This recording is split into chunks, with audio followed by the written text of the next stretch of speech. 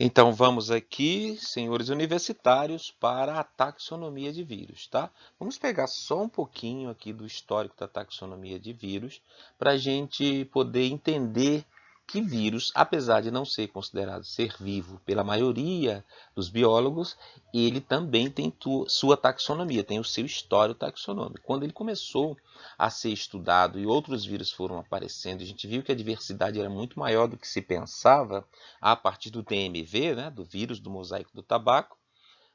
A gente foi, quando a gente fala a humanidade, tá? Os cientistas, eles foram tendo que dar uma organizada nos nomes, nos táxons, né, nos grupos, para poder, de acordo com as doenças, com a forma de contágio, com também o genoma, né, se é de DNA, se é de RNA, eles criar uma estrutura de identificação que fosse compreensível e inteligível no mundo inteiro por todos os cientistas, virólogos, né, epidemiologistas e tudo mais. Então a taxonomia começa aí. Vamos ver que ano e em que local.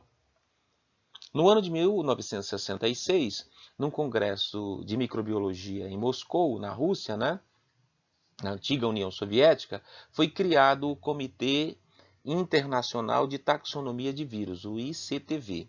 O ICTV criou critérios básicos para nós termos a capacidade de taxonomizar, né, de agrupar os vírus de acordo com suas características. Vamos ver como ficou isso daqui. O sistema ICTV tem apenas 3 níveis hierárquicos: família, gênero e espécie. Quando a gente vai ver taxonomia de animais, a gente vai ver que tem reino, filo, classe, tá? É, reino, filo, classe, ordem, família, gênero e espécie. A gente tem 7 categorias taxonômicas. Aqui a gente vai ter só 3: família, gênero e espécie.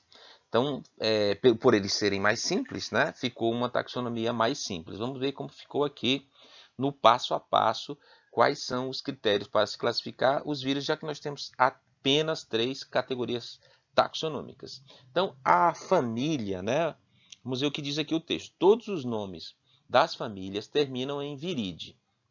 Escreve assim mesmo, viridae, tá? Mas se pronuncia viride. Então, foi família, terminou em viride, já está falando que é um grupamento de gêneros, né? Vários gêneros dentro de um mesmo taxo, que é a família. E dentro dos gêneros tem várias espécies, e assim por diante. Os nomes dos gêneros terminam em vírus, né? Então, ó, família Orthomyxoviridae, né? Gênero Orthomyxovírus, tá? Influenza viridae, família, tá? Influenza vírus, gênero. Tudo bem? É assim que funciona. E aí o nome vai depender de quem descobriu, como ele associa essa doença à espécie, o que ele achou mais característico. Pode até ter o nome de algum parente, alguma pessoa que ele quer homenagear. E geralmente o idioma, né, inglês, que é o mais falado no mundo atualmente, é o escolhido para se colocar o nome da espécie do vírus, né? Então são esses os 3 critérios básicos para classificar os vírus. Vamos ver aqui, ó, a gente usando o sistema ICTV, se a gente usar o vírus HIV, né? O vírus HIV que causa AIDS, de forma que a gente possa classificá-lo, como é que ele ficaria aqui? Vamos ver a figura ao lado, tá? Ó, a família é Retroviride, né?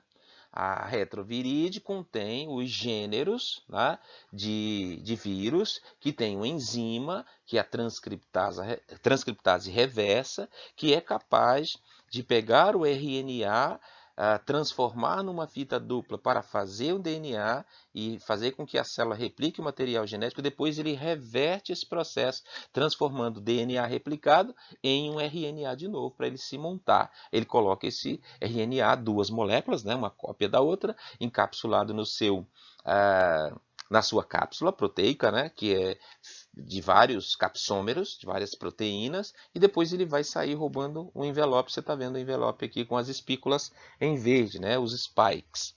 E o nome dele vai ser, em inglês, de acordo com o tipo de doença que ele causa. Então vai ficar aqui, ó, Human Immunodeficiency Virus, tá?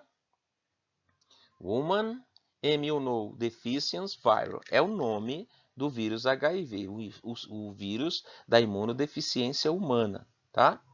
Então, fica assim definido dessa forma a caracterização taxonômica dos vírus.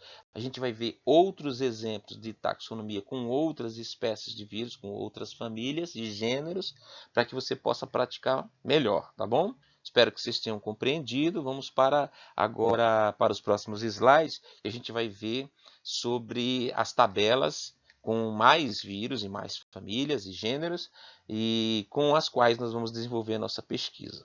Um abraço, até lá!